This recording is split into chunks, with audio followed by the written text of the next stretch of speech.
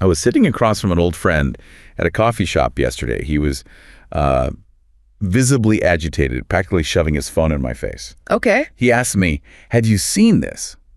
And his voice is just tight with panic. What was he looking at? He's deep down this rabbit hole about like a massive societal collapse. Oh, one of those. Exactly. And he's citing these terrifying rapid-fire statistics he'd picked up from a whole string of these, 60-second commentary videos. So to him, this wasn't just a possibility. This was happening. It was happening right now. And he was convinced this feed was the only place telling the real truth. So naturally, I pull out my own phone to check the same platform. And what did you find? I searched the same topic. My result, a few really dry articles, and a guy ranking fast food French fries. The jarring difference in your search results immediately highlights the problem, doesn't it? It does. You were looking at two completely different internets, right, governed by two radically different sets of rules. But here's the part that actually unsettled me. Go on. When I showed him that my digital world looked nothing like his, he didn't, pause to question the source or the algorithm. He didn't question his reality. Not for a second. He just shrugged, swiped up, and immediately opened Instagram. Wow. And in a split second, his expression just softens, and he starts chuckling at some curated travel reel. The existential dread. It just didn't matter anymore because the screen had changed. And that instantaneous switch, that's the whole story right there. It was. That jarring switch from believing the world is burning to mindlessly consuming lifestyle content, that wasn't just a short attention span. It was, I think, the perfect illustration of a fractured reality. Yes. It made me realize that we aren't just consuming different news anymore. We are living in entirely different universes, engineered not to inform us, but to keep us reacting. That narrative, the rapid-fire panic dissolving instantly into passive entertainment, perfectly captures the core challenge. It's a social splintering that goes way beyond just having different political viewpoints. We've reached a point where the very mechanisms governing our media consumption are engineering these radically different views of reality. Which makes any kind of shared understanding, well, almost impossible. And when you look at the research, the entire digital system seems optimized for that emotional reactivity. Which makes establishing any kind of public trust an almost insurmountable task.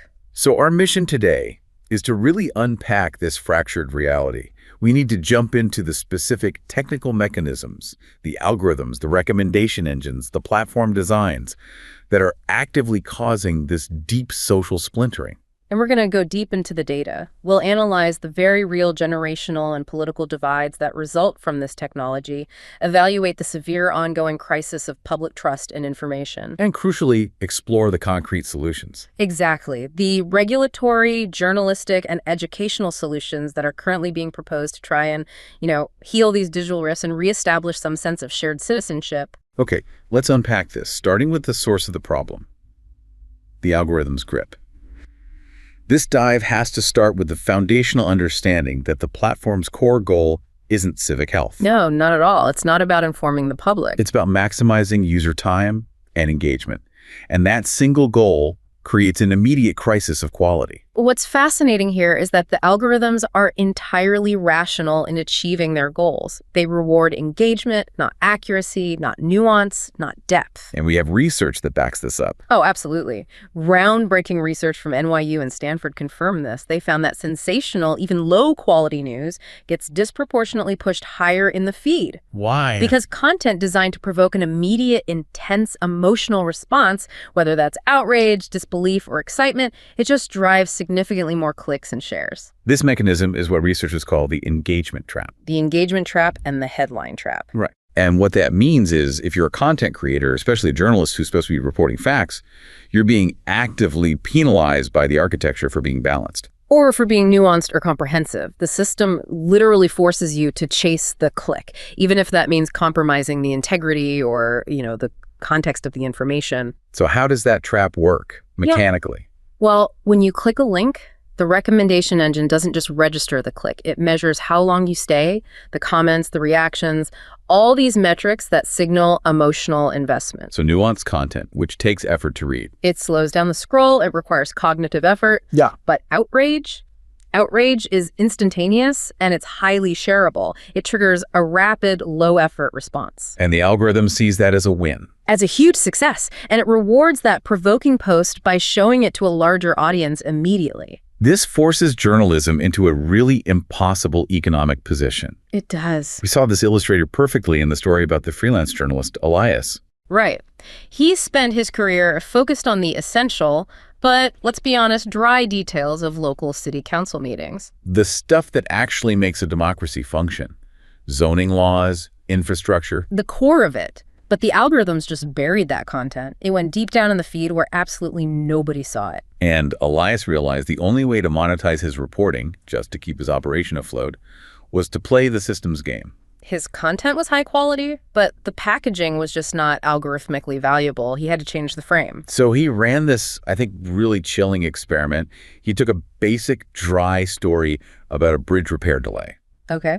And he changed the headline from something factual like construction timeline extended for 4th Street Bridge to city officials betray commuters in shocking negligence scandal. Oh, wow. And here's the key part.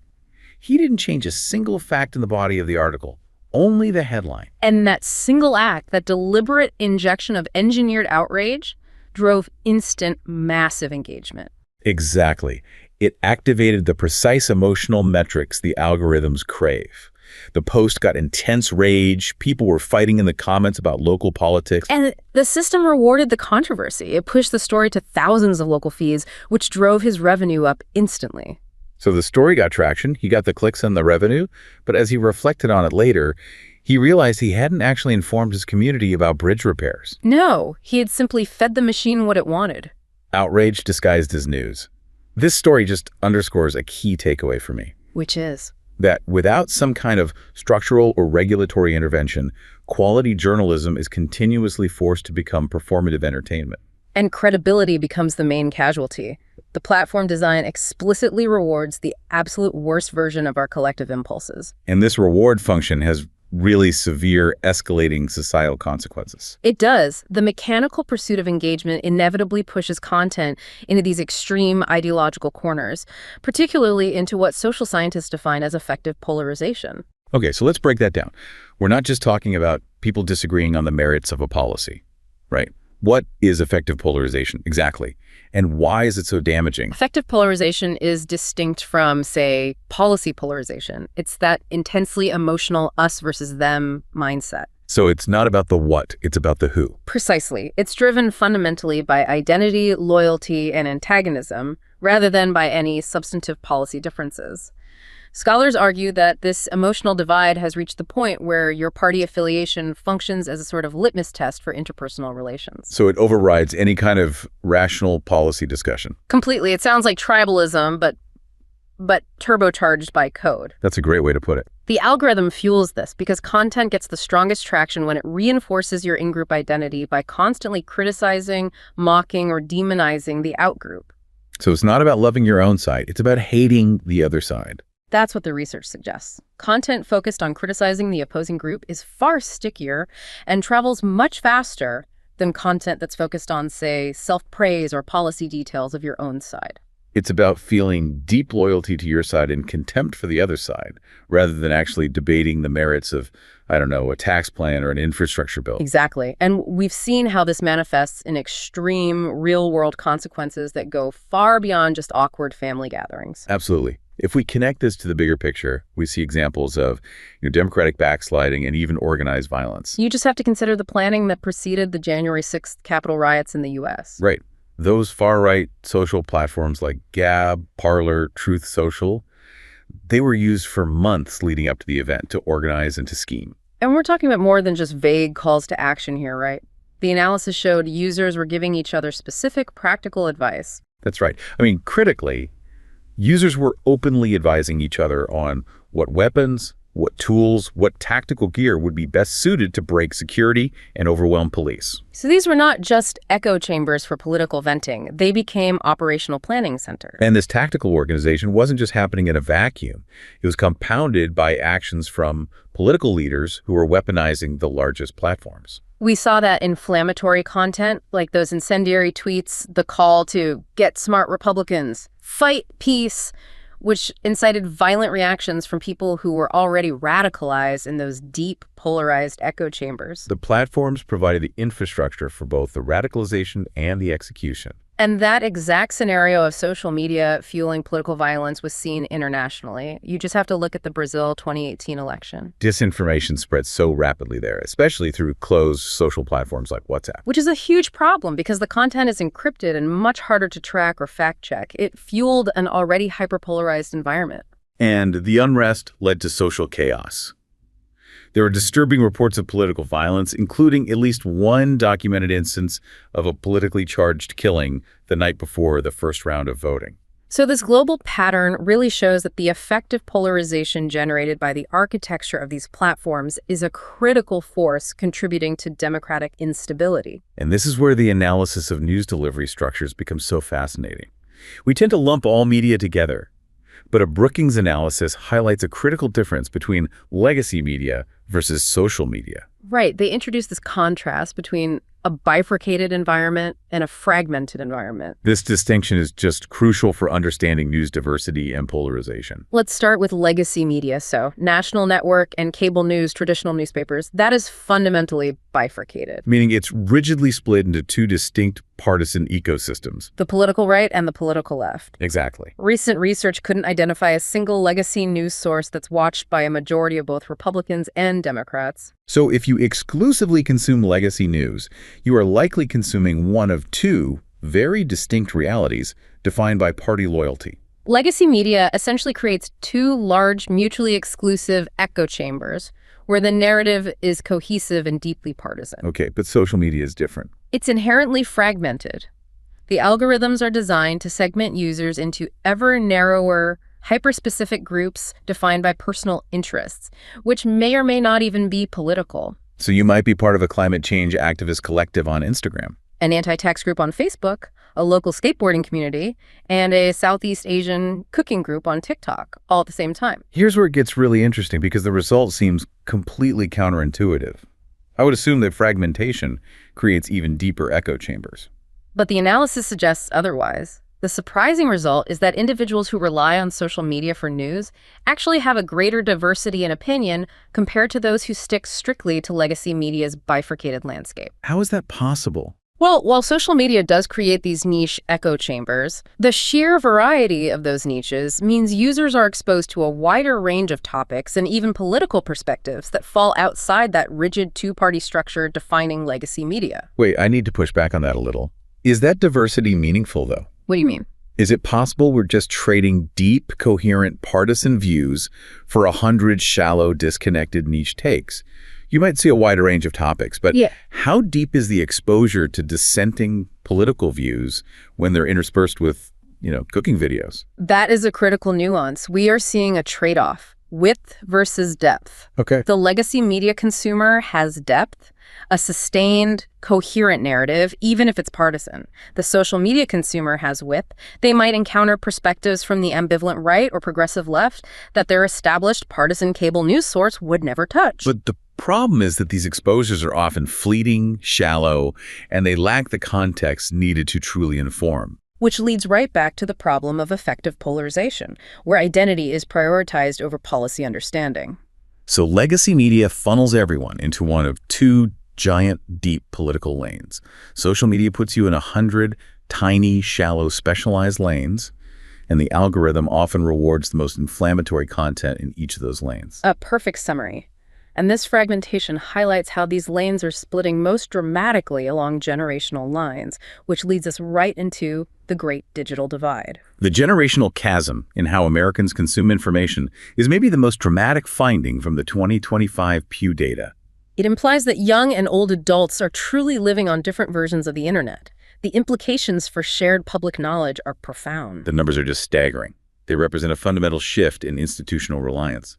Over 40% of Americans aged 18 to 29 now cite social media as their primary news source. Now compare that to people age 65 and older. Only 3% of that group say the same. That disparity is a chasm. It's not a gap. To put that into perspective, a greater percentage of 18 to 29-year-olds get their news from social media than 65-plus-year-olds get from traditional cable news shows. It's a total reversal in media reliance. And it means that two entire generations are not only consuming different content, but they're being fed that content via systems that prioritize fundamentally different metrics. Okay, let's detail these divergent digital worlds. The Pew data shows that while people of all ages use social media, their primary platforms are completely different. And they reflect different values, immediacy, identity, and visual content for the young versus familiarity and, text-based stability for the old. The only truly universal platform right now seems to be YouTube. That's right. The vast majority of U.S. adults, 84%, say they use it. Whether it's for music, long-form commentary, or how-to tutorials, YouTube is the one common digital space used by a majority in all age groups. What do you think that is? Probably because of its utility and its adaptability to different content lengths. It can be whatever you want it to be. But outside of that one platform, they split entirely. Yeah. Younger users, those under 30, they dominate platforms built around visual, immediate content and identity curation. Which aligns perfectly with their fragmented consumption habits. Exactly. 8 in 10 young adults, that's 80%, use Instagram. Compared to just 19% of those 65 and older. They also dominate platforms like Snapchat and, crucially, TikTok, where roughly half of young adults use it every single day. And those platforms prioritize rapid turnover, short-form video, and these highly personalized feeds that often prioritize identity performance over objective reporting. Meanwhile, the older demographic, so 30 and up, especially the 50-plus crowd, they're holding up the use of Facebook. While 71% of U.S. adults overall use Facebook, it's the 30 to 49-year-olds who are the most likely to use it. And they're using it not just for news, but also for connection with their extended families and peer groups. And for adults under 30, Facebook has largely become what some analysts call a digital storage unit. I like that. They don't necessarily delete it. No, but they don't live there anymore. It holds the old baby photos, the old group chats, and the highly partisan long-form rants from relatives. It's familiar, it's slower, and it hasn't reinvented itself every 6 months with a new algorithmic focus. The resulting societal implication of this deep platform and age divide is critical. And it leads us directly into this really serious breakdown of shared reality. Which we saw illustrated in that anecdote about the silent Thanksgiving. This is such a powerful analysis of the data. It's the scene in the Midwest living room with Mark, the father in his late 50s, scrolling Facebook, and his 23-year-old daughter, Jenkins, scrolling TikTok. They are physically close, sitting on the same couch, but they are digitally separated by an algorithmic architecture that is showing them fundamentally different realities. So Mark, on Facebook, he sees the long-form, often text-heavy news that's highly curated by his peer group.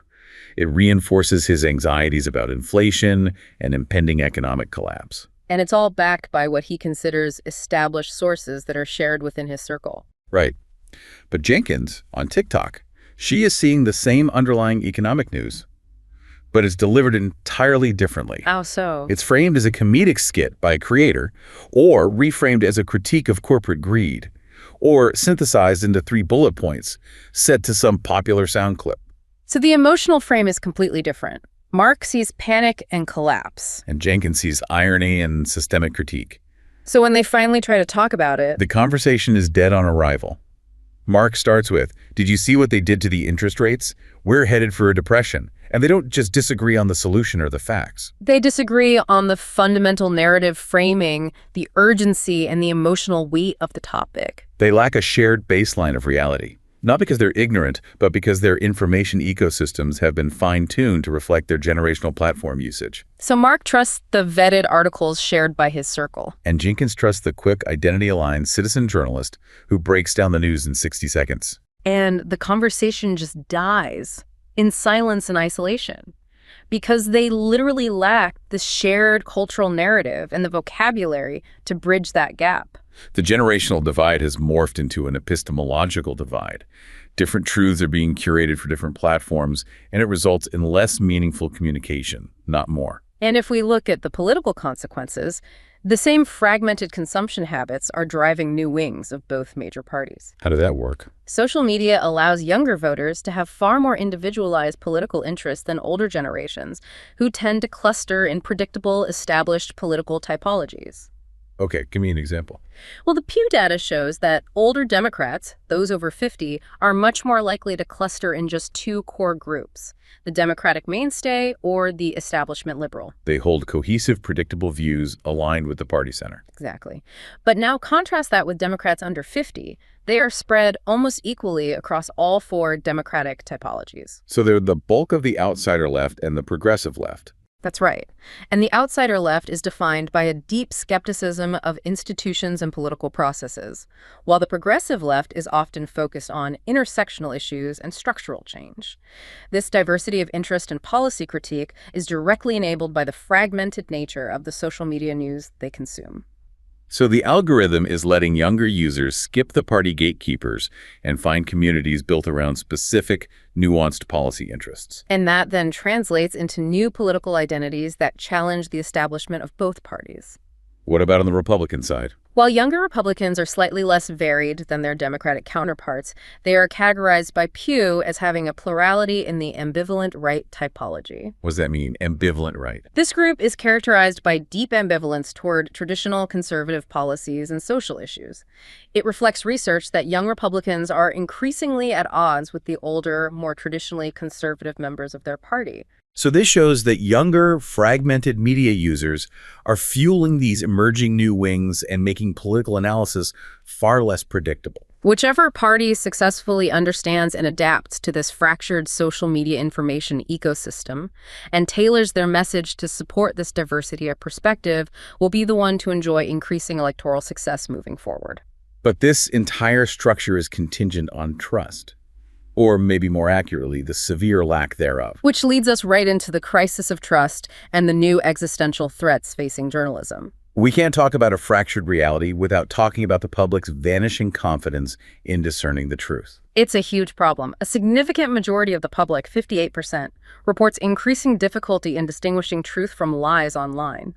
This widespread concern just underscores a serious societal vulnerability. And it makes any attempt at a shared reality collapse very quickly. What's particularly revealing are the public's perceived threats for spreading misinformation. They don't just point fingers at politicians. No.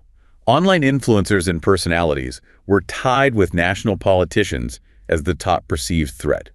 Both were cited by 47% of respondents. That parity is alarming. While journalists and news media were also cited as a major misinformation threat by 32% of respondents. Which is still a big number.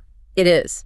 But the fact that online personalities who rarely do original reporting and often just appropriate vetted journalism rank as high as national politicians is a testament to those blurred lines we discussed. The public sees the performance of information, whether it comes from a leader or a content creator, as equally suspect. It really seems like the public is craving something reliable because when they're tasked with verifying suspect claims, they rely overwhelmingly on an internal anchor of trust. Right. The top verification habit is relying on a news source I trust, cited by 38% of the public. They go back to a known entity, whether it's their local paper or a national institution they've followed for years. That finding is so critical. It shows that when the algorithmic noise overwhelms the system, people default to established known credibility. Not to specialized external tools. Fact-checking sites, surprisingly, came in fourth at 25%. People want vetting that is intrinsically tied to a brand's reputation. And is Wolf noting what's at the bottom of the list? AI chatbots. With their demonstrated record of hallucinating facts and sources, they rank dead last at 9% for verification. It's a clear signal that the public seems aware that instant, automated answers cannot replace human vetting, editorial filtering, and source linking. And this inherent public desire for accountability points toward a solution: quality, depth, and investigative journalism that can't be easily replicated by a bot or reduced to a viral clip. Absolutely. Respondents overwhelmingly desired journalists to focus on investigating powerful people and providing depth rather than chasing algorithms for clicks. This hunger for high-value depth is a positive trend for public interest journalism, and it suggests a path toward financial stability. It's why longer formats are growing. For instance, nearly 3/4 of news podcast listeners, 73%, felt that podcasts offered a deeper, more comprehensive understanding of issues than other types of media. They're willing to commit the time. And this depth isn't just about feeling informed, it's about financial sustainability. Podcast audiences were also found to be significantly more open to paying for high-quality, deeply reported information. There was that one 23-year-old respondent who noted they might consider paying for unique investigative journalism or expert-led discussions beyond just standard clickbait coverage. Which indicates that value-based, time-intensive reporting can build a sustainable revenue model that is insulated from that low-margin algorithmic economy.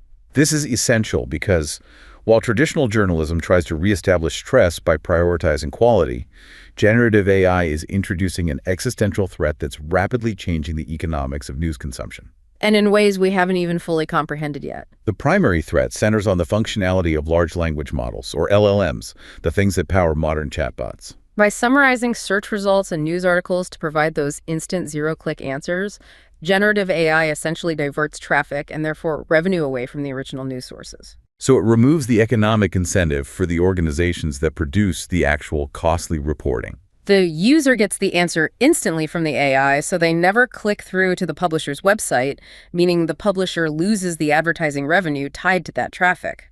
Professor Michael Osborne expressed significant concern that this could mean the audience is entirely handed over to the search platforms at the expense of the organizations generating the news, which would lead to the collapse of local and regional reporting.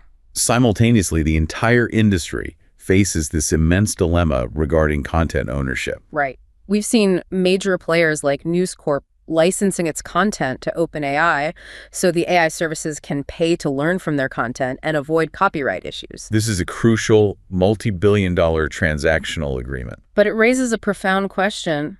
By sharing their journalism, are media organizations signing their own death warrant?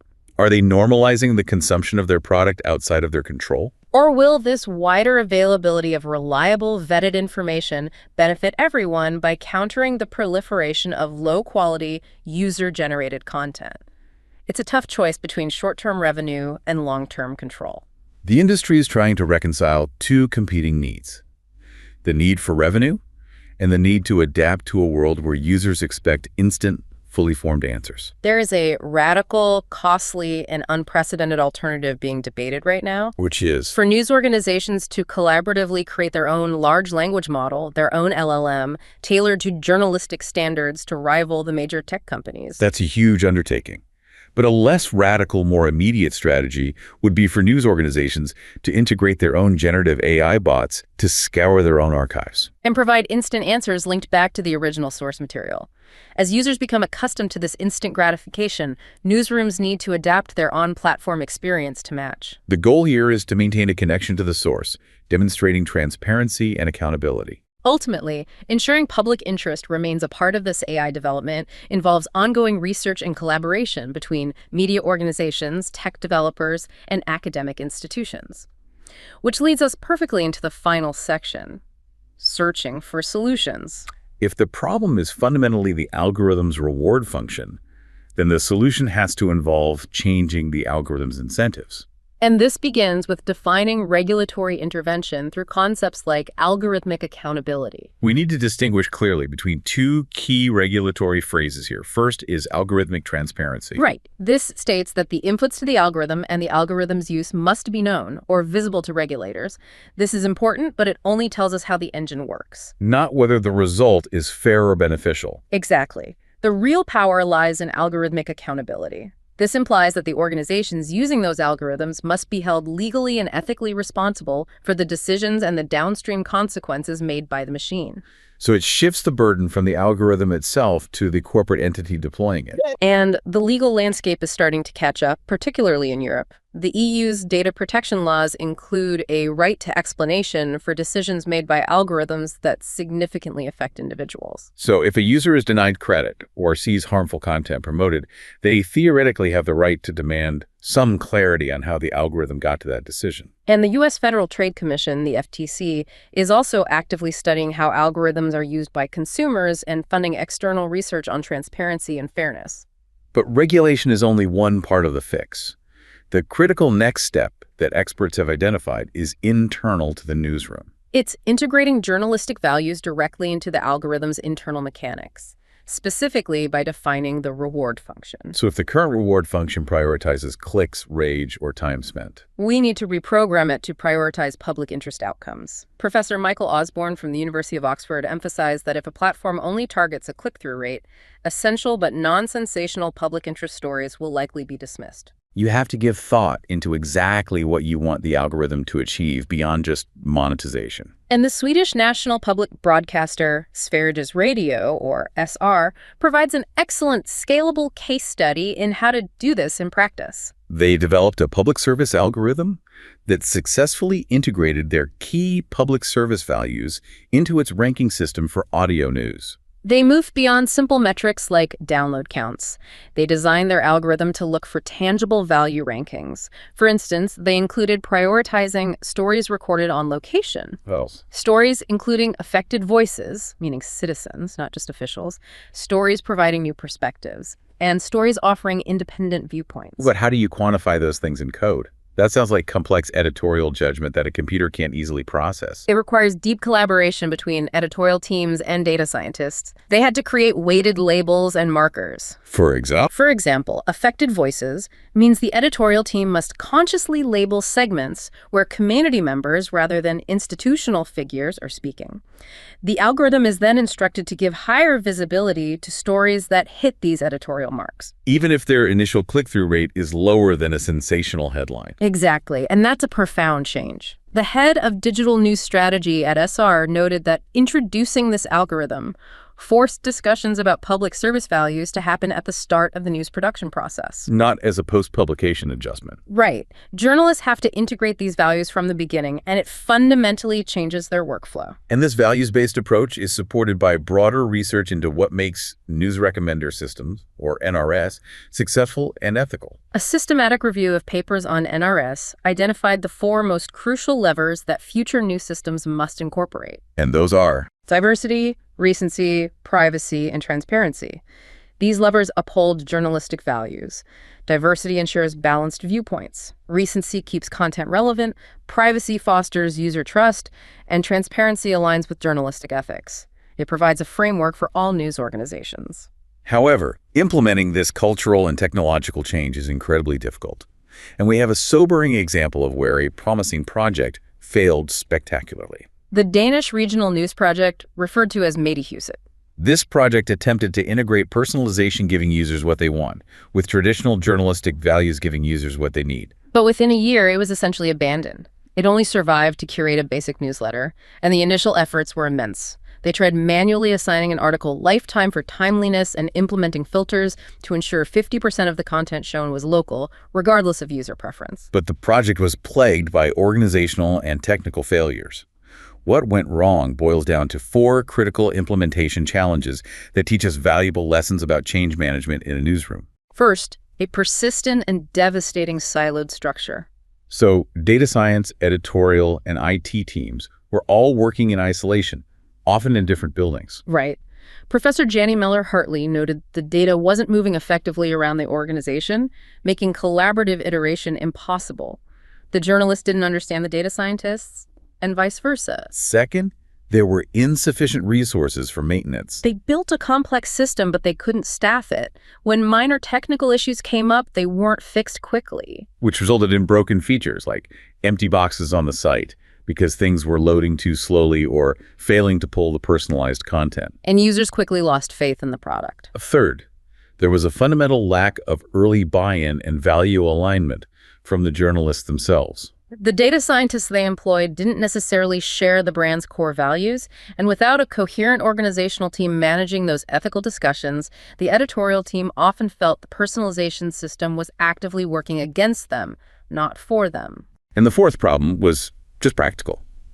The system simply didn't work effectively under the pressure of daily news. That attempt to manually assign an article lifetime for timeliness, deciding how long it should be visible, was overwhelming and unsustainable for the already busy editorial staff. They were asked to do too much without sufficient training or infrastructure support.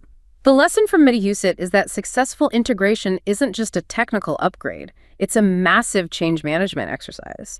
It requires breaking down those silos, aligning data scientists with core newsroom values, and involving staff from all levels, editors, journalists, and technical teams early in the co-design process. You have to create an embracing culture where people view the changes as fun and beneficial, not as a threat to their editorial independence. And beyond the newsrooms, the fix must also start with the citizen. While we demand platforms be accountable, we also need to reclaim our own digital citizenship through robust education. We need media literacy programs that address the dual challenge of algorithmic manipulation and fragmented experiences. These educational efforts need to move past simply checking sources and toward understanding the mechanisms of the feed itself. This is where we introduce the concept of distinguishing between information junk food and information vegetables. Helping students understand that they are making active consumption choices with real-world health implications, both personal and societal. This brings us to the powerful anecdote about Mrs. Vance and the mirror in the classroom. The high school teacher in Oregon who decided to conduct a radical experiment with her class to demonstrate the power of impulse. She asked her students to create anonymous accounts on a major social media platform and interact only with posts that evoked intense emotions: fear, anger, or extreme laughter, for just 2 days. They were instructed to click, like, and comment only when they felt a strong emotional pull, whether it was positive or negative. The result was immediate and alarming. It perfectly illustrated the algorithmic feedback loop. In 48 hours, some students were spiraled deep into dark content, conspiracy theories, and violent videos, while others were saturated with hypersexualized, unrealistic body image content. Their feeds had become entirely personalized to their lowest emotional denominator. And the profound moment was when Mrs. Vance asked them,